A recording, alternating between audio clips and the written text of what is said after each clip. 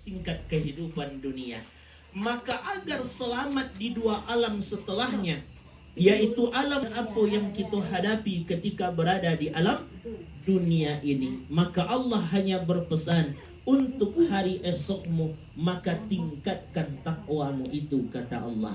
Maka malam hari ini kita datang bertakziah sekaligus untuk mencek sampai mana takwa kita kepada Allah Subhanahu wa taala.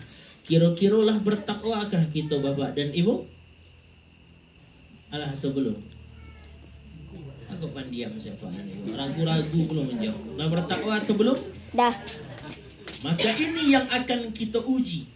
Kenapa kita mesti bertakwa? Karena Allah berfirman di Al-Hujurat, Inna akramakum indallahi atqakum.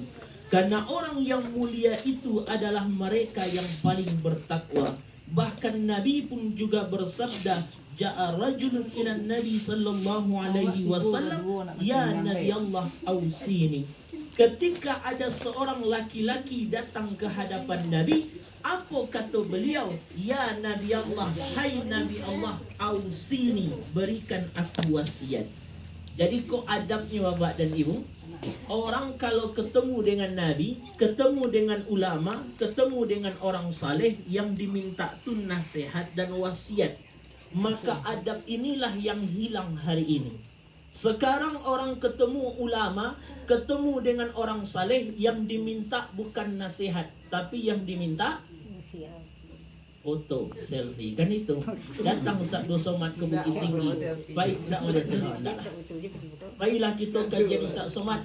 Kenapa itu? Mudah-mudahan kau boleh dapat foto je leweko. Akan fotonya yang dicari. Padahal salah satu adabnya ausini, berikan aku wasiat, berikan aku nasihat. Maka ketika laki-laki ini meminta nasihat kepada Rasulullah, maka apa jawaban Nabi? Alaika bitaqwallah fa innahu jima'u kulli khair. Hendaklah engkau bertakwa kepada Allah, karena di dalam takwa itu berkumpul semua kebaikan, kata Allah.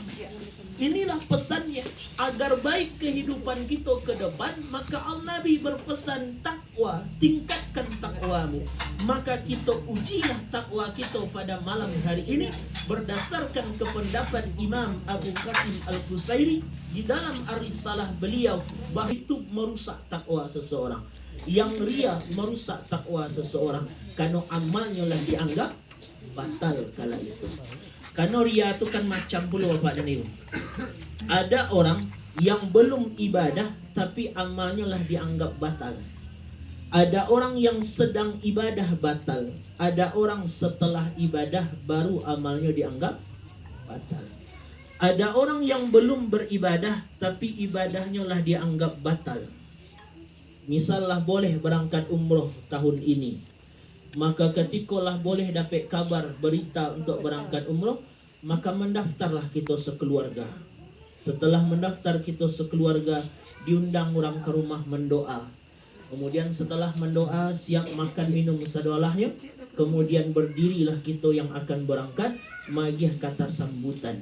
Terima kasih Bapak Ibu lah hadir di rumah kami, dek kami sekeluarga ke berangkat umroh. Maka tolong doakan kami, mudah-mudahan selamat dalam perjalanan pulang pergi, mudah-mudahan mendapatkan umroh yang makbul, dan mungkin di patangahan ko yo kami lo nan baru berangkat umroh baru. Yang sakete itu. Kan yang sakete itu. Andailah yang sakete tadi niatnya untuk pamer, niatnya untuk ria, belum jadinya berangkat, maka amalnya lah batal, kata Allah. Atau ketika sebelum berangkat aman, saat ibadahnya yang bermasalah, telah berangkat umroh sampai ibadah di Mekah, terutama ketika sa'i, mencek jemaah Indonesia itu gampang. Mana yang jemaah Indonesia, mana yang tidak, mudah. Rata-rata jemaah Indonesia itu mereka pergi ke situ membawa tungkek cek surang. Tapi tungkeknya bukan ke bawah, ke atas. Tiba di atas di ujungnya ada HP. Tahu ibu apa? Selfie. Sepanjangnya sa'i dari Bukit Safa ke Bukit Marwah, yang lidah tetap membaca tapi pandangan menuju kepada HP-nya. Andailah kalanya live di media sosial kala itu hanya untuk pamer kepada orang kanonnya sedang berada di Makkah, seketika amalnya dianggap batal, kata Allah. Atau sebelum berangkat haji aman, sedang beribadah haji aman, pulang dari haji yang bermasalah. Apa yang masalah? Sakit sehati kalau ndak dimbau Pak Haji Bu Ajahnya. Kau yang bahaya.